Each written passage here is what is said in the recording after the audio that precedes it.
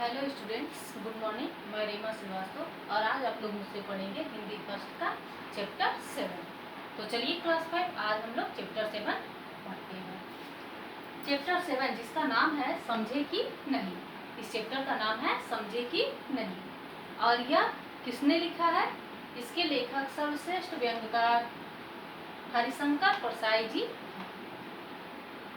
इस कहानी के लेखक सर्वश्रेष्ठ व्यंग्यकार हरिशंकर परसाई जी हैं, जिन्हें व्यंग्यात्मक लेखन में ख्याति मिली हुई है, बहुत ही प्रसिद्धि मिली हुई है और ये व्यंग्य लेखन के लिए ही प्रसिद्ध है। तो चलिए इस कहानी में क्या है ये हम लोग जानते हैं। यह एक संस्मरणात्मक व्यंग्य रचना है और इसमें हास्य व व्यंग्यात्मकता की प्रधानता है। अर्थात इस कहानी में आपको हास्य और व्यंग्यात्मकता की प्रधानता मिलेगी। इसमें व्यंग किया हुआ है और बहुत सी जगहों पे हास्यास्पद शब्द हैं जिसे सुन के आपको हंसी भी आएगी। तो इस प्रकार के लेखन के लिए कौन प्रसिद्ध है? हरिशंकर परसाई जी, जिनके द्वारा ये लिखा गया है। तो इस कहानी में क्या है आज हम आप लोग को बताते हैं। तो इस कहानी के जो लेखक हैं हरिशंकर परसाई जी, वो बताते हैं, ये उनका अनुभव है।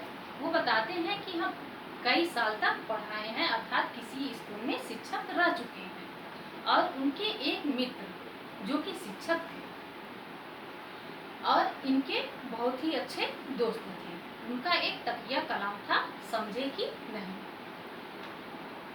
समझे कि नहीं ये उनका तकिया कलाम था और तकिया कलाम वो शब्द होता है जो कि बातचीत में अनायास ही हमारे मुंह से निकल जाता है, जिनका कोई विशेष अर्थ नहीं होता है। वास्तव में वह आदमी का आदत रहता है कि उस शब्द को वो बार बार अपनी बातों में प्रयोग करता है, उसका कोई अर्थ नहीं होता है। तो बताते हैं कि हमारे मित्र की ऐसी हमारे मित्र की ऐसी आदत थी जो हमेशा बातचीत करने में कहते थे समझे कि नहीं। ये उनकी आदत थी, वो कोई भी बात करते थे तो इस शब्दों का प्रयोग जरूर करते थे, समझे कि नहीं।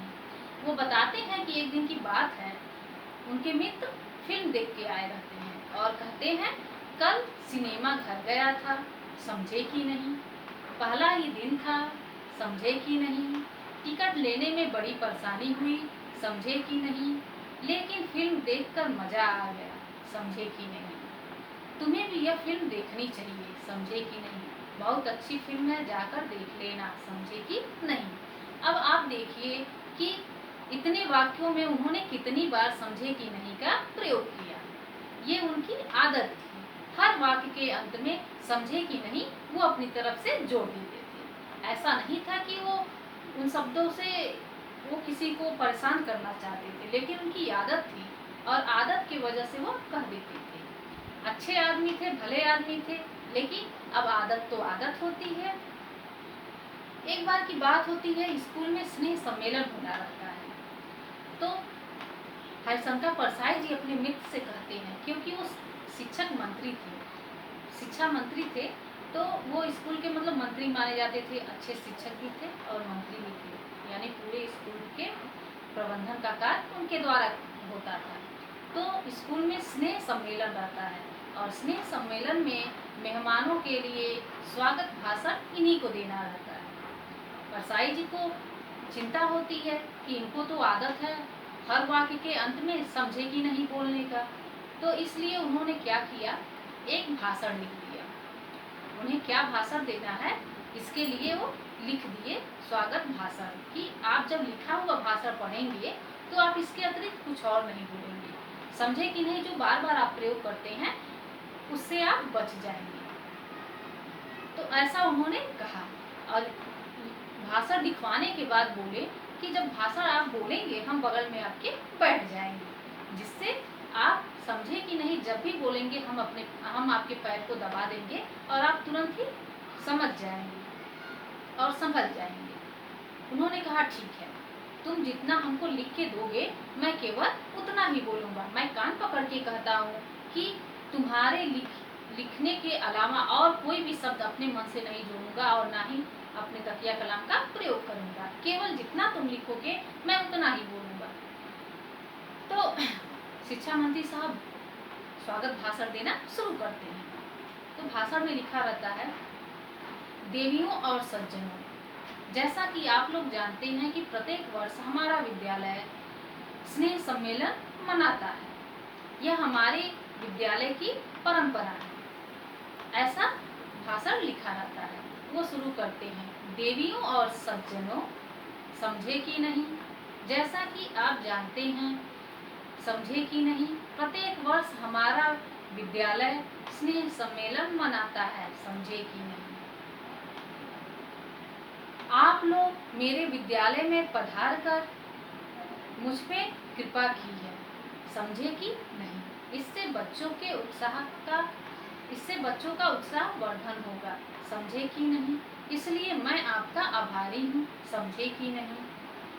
बार बार उनके समझे कि नहीं प्रयोग करने से परसाई जी परेशान हो गए। 2-4 बार तो उन्होंने उनके पैर को दबाया, लेकिन उनके पैर दबाने पर भी जब उन पे कोई प्रतिक्रिया नहीं हुई, 1-2 बार संभले, लेकिन आदत के कारण वो बार बार समझे कि नहीं अपनी तकिया कलाम का प्रयोग कर ही देते थे। बाद में उन्होंने व्यर्थ ही समझा पैर दबाना, और वो भी निश्चिंत होकर बैठ गए। और शिक्षा मंत्री साहब भी निश्चिंत होकर बोलते गए, समझे कि नहीं, समझे कि नहीं। ऐसा लगता था मानो तूफान भी आ जाए तो भी वो समझे कि नहीं बोलना छोड़ेंगे। इसलिए परसाई जी भी अपना कोशिश बंद कर दी। और बाद में जब भाषण खत्म हो गया तो उन्होंने कहा, क्या करूं, आदत की वजह से मुंह से बार बार निकल जा रहा था। तो ऐसी कुछ परिस्थिति होती है लोगों के साथ जिनका विशेष तकिया कलाम होता है। वो कितना भी कोशिश कर ले, लेकिन उन शब्दों को, अपने तकिया कलाम को प्रयोग कर ही लेता है।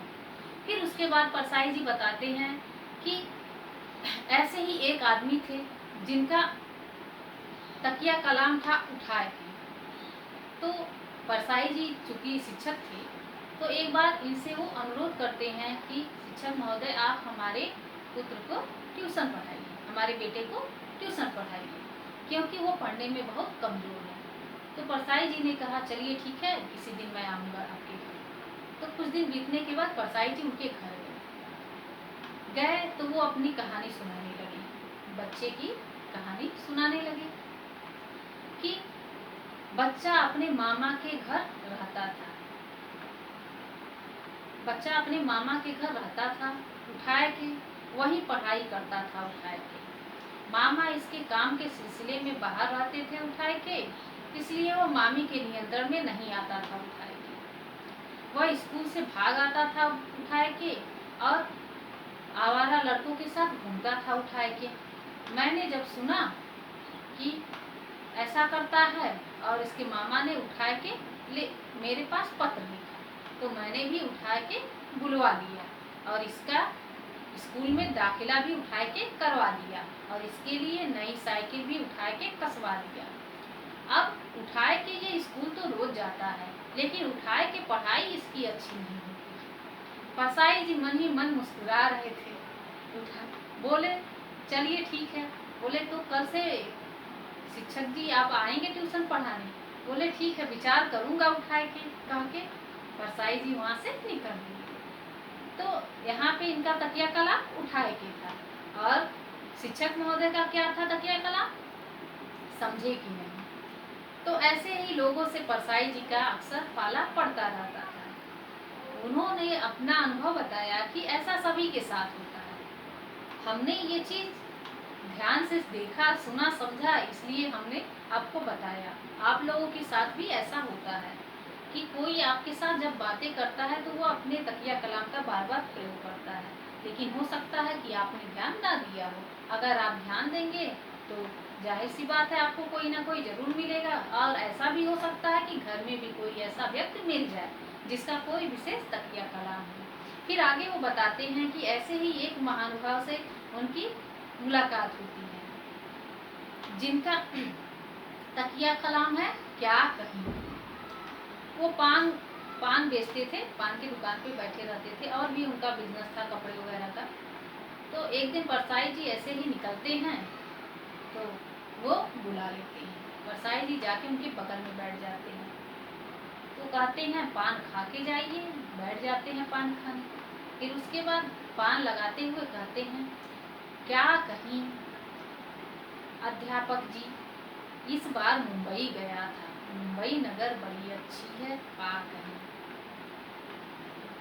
नगर तो शहर तो बहुत घूमे हमने, दिल्ली आगरा बहुत सारी घूमे, लेकिन मुंबई क्या कहीं, मुंबई क्या कहीं उसकी बात निराली है। इस बार तो मुंबई में घूमने में मजा आ गया, क्या कहीं इस बार वहाँ से कटपी से आया हूँ, उसके भी क्या कहीं, बड़े अच्छे हैं। ऐसे ही उनका तकिया कलाम क्या कहीं, परेशान हो गए थे। और बात करते हुए वो क्या कहीं के साथ एक जंघे पे धक्का मारते थे। शिक्षक महोदय बैठे पान तो खा रहे थे और बातें भी सुन रहे थे, लेकिन जब जब वो अपनी बातों को कहते और क्या कहीं कहता, एक धप उनकी जान पे मार देते। ऐसे ही बात करते हुए जब कई धप एक जंघे पे खा लिए तो इन्हें पीड़ा सा महसूस हुआ, तो ये फिर दूसरा जंघा अपना इनकी तरफ करके बैठ गए। उस पे भी जब 8-10 धप खा लिए और दोनों पैरों में पीड़ा होने लगा तो फिर चल दिए। और जब चलने लगे तो इनको इतनी परेशानी हुई, तकलीफ हुई कि इन्हें रिक्शे से घर जाना पड़ा। तो ऐसे ऐसे लोगों से परसाई जी का पाला पड़ा, जिनका तकिया कलाम कैसे कैसे थे। वो दिल के बुरे नहीं थे, लेकिन अपनी आदत से वो मजबूर थे। तो परसाई जी इसमें व्यंग भी भरे हैं, इस कहानी में व्यंग्यात्मकता को भरा है, जिससे आपको पढ़ने में भी आनंद आए और सुनने में भी आनंद आए। उम्मीद है आप लोगों को ये कहानी जो कि संस्मरण था अच्छा लगा होगा। तो आज के चैप्टर में इतना ही था। धन्यवाद। नेक्स्ट चैप्टर हम लोग नेक्स्ट डे पढ़ेंगे। Bye bye.